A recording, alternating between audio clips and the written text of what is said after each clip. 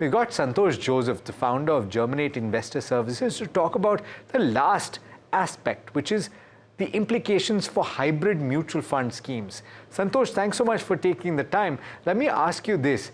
With interest rates where they are right now, having been cut last week, and the possibility of another 25 basis point cut, what should investors bear in mind with respect to the return expectations from hybrids over the next 1 year?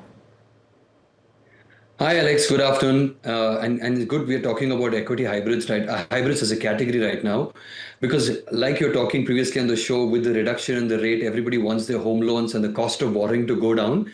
Likewise, you also have to be practical to really tone down your expectation on the hybrid funds, because the breakup of hybrid funds is fixed income and equity. And with the fixed income, you had the scope of making returns on the capital appreciation thanks to the softening interest rate regime that you were in thus far, and maybe will continue for a short while from now.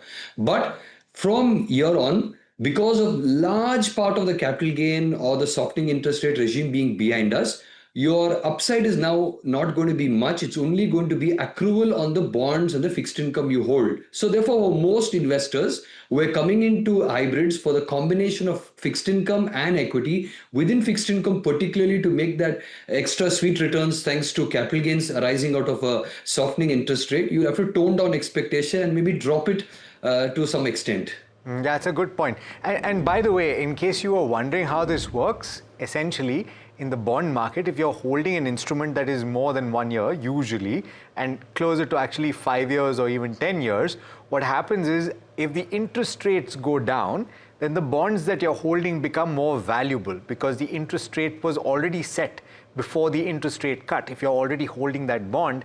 And simply put, because you're holding that, suppose it was 100 rupees, it's gone up to 102 rupees to reflect the greater value. And so you make capital gains, which you only can get if you sell it. So that's simply put, right? And that's the fund manager's role in all of this, because the fund manager is balancing all of this. That's called duration.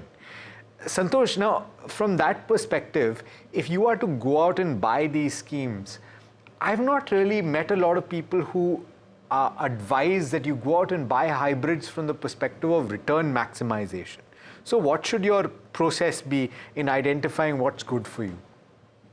Alex, I think you nailed that. Most people come into hybrids largely to cushion their portfolio from volatile markets.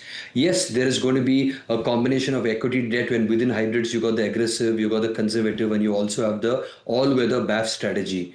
Going into it, if you're an investor starting today, you are getting into hybrids again for the same fundamental reason that you want to reduce the volatility, or let's simply put it, reduce the drawdown that one may experience in harsh equity markets. So therefore, when you enter into hybrids right now, irrespective of which category you enter in, you are now going to expect fixed income to give you stability, equity to give you that equity upside. Depending on the nature of fixed income, your stability may increase. But in the previous times, you would also expect fixed income to give you that positive return, like just you explain how the bonds become valuable when the rate cut happens. That propensity will reduce.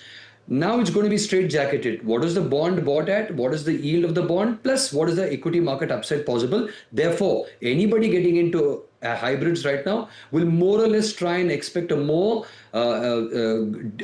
normalized expectation of that hybrid, depending on which category you're going. So come in with that view. Okay. And finally, I want to ask you about multi-asset funds, which are also essentially hybrid funds. But Santosh, they've gained a lot of popularity because they've been able to give investors the benefit of holding commodities, and specifically gold and silver. So any multi-asset fund that held between 10% and 15% in gold and or silver has actually had stellar gains over the course of the last 1 year. But it also has fixed income. So how do you understand what you should do if you are choosing a multi-asset fund, and would you suggest that investors look under the hood to see what our fund manager is actually doing before they make a choice? Alex, you're absolutely right on that. Not every multi-asset is the same. You have to mandatorily look under the hood because there are multi-assets with static allocation, there are multi-assets with dynamic allocation following various models. So if you just take the last 1 year or 2 year where commodities like gold and silver are off the chart. In fact, if you look at the last 1 year return between gold and silver, both have done, one is at 75% return, one is at 90% return, and therefore any multi-asset with slightly higher exposure to commodities has done well, which means those people would have had a dynamic allocation.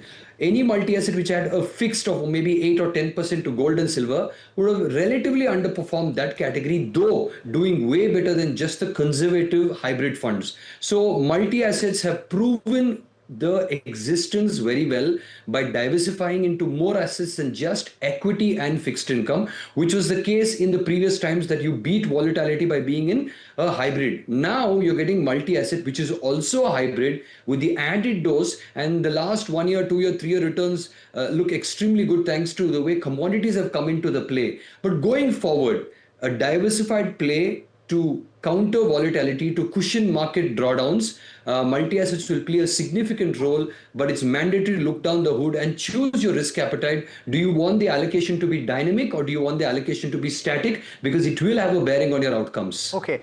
Between a multi-asset fund and a balanced advantage fund, would you prefer the former, particularly for the longer time frames, or would you go with a dynamic asset allocation or balanced advantage fund strategy? I am nowadays veering towards a multi-asset fund over a balanced advantage fund simply because the client does not have to add another line entry to add maybe a commodity or maybe a dynamic plane commodity. So I feel that multi-asset funds with the right proportion of equity, debt and commodities mix are able to even beat balanced advantage funds. And any fund that reduces volatility gives you the upside and gives you diversification and lets the investors stay consistently invested for long term is the winner. Because we all know staying invested is going to make you win. But which is the fund that is going to give you more comfort to stay invested for longer period is going to be the winner. Right. And therefore, I have a bend towards multi-asset funds. Yeah, fantastic. Santosh, thanks so much for taking the time. Pleasure speaking with you as always. And viewers, Thanks. We've tried to give you some perspective on all aspects of what happens with interest rates going down and likely staying down for some time. Hopefully this has been beneficial for you. On tomorrow's program, we'll talk about your strategy if you have been contemplating buying a house and you've been wondering whether to bite the bullet. Is that the right word? We'll find out tomorrow. Do stay tuned. This is NDTV Profit.